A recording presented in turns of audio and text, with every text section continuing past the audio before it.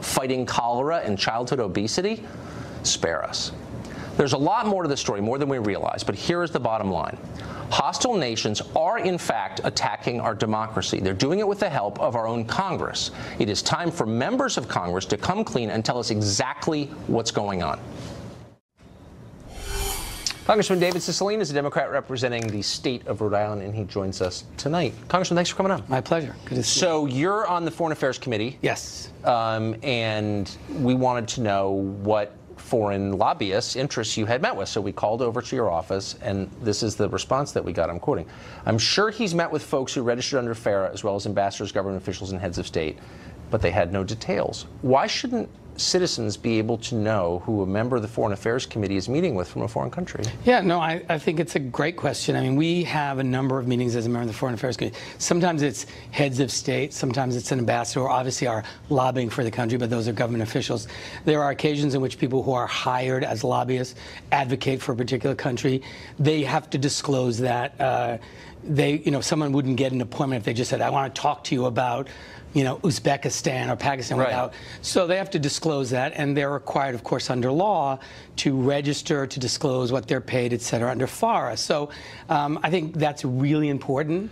But I guess I would make 2 points. One, many of them don't register, as you know. Well, they should. And anyone who, and if they don't, I mean, I actually have a piece of legislation. It's a bipartisan bill with Matt Gaetz to actually strengthen the Foreign Registration Act to allow for, more tools to do investigations. So I think we have to make sure that law is strong. People should comply with it. It provides important information so people know who lobbyists are working for, how much they're getting paid, et cetera. And I think that's important. Yeah, I mean, the obvious question is, why is it taking this long? And there are huge lobbyists who don't register at all under FARA, as you know, and it's pretty outrageous in my view. I agree. But the real question is the law, and everyone should follow it. Why does? But everyone knows that it's not followed here, and everyone's always done that. It's true, and you know it's. I mean, I wouldn't.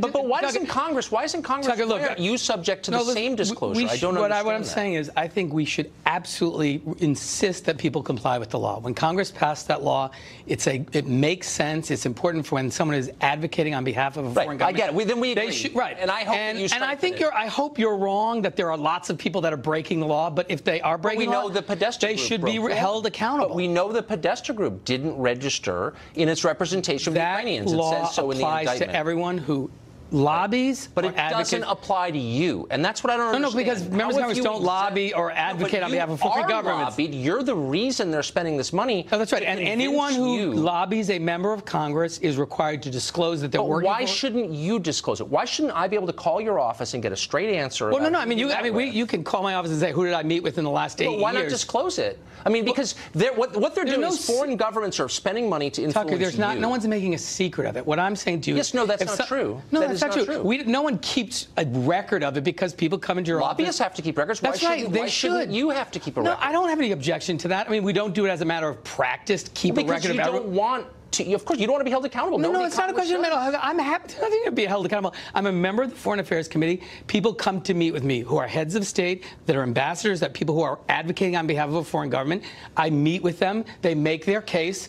But why shouldn't I be allowed to know that? No, absolutely. I have no objection to knowing that. But don't say that anyone's trying to keep any secret. Well, of course you are, or else you would mandate it. No, of course. No, it's not mandated. I know it's not, and that's why most people don't admit who they meet with. No, I think most members of the Foreign Affairs Committee would admit that they meet. Then why not just? It's really simple. Pass a law. Just pass a law tomorrow, and you should advocate for it and say members of Congress who meet with foreign agents ought to keep a list, and they ought to reveal that list to the public. That's a terrific idea. Good. I think that's a terrific idea. Did you ever meet with anyone from the Podesta Group?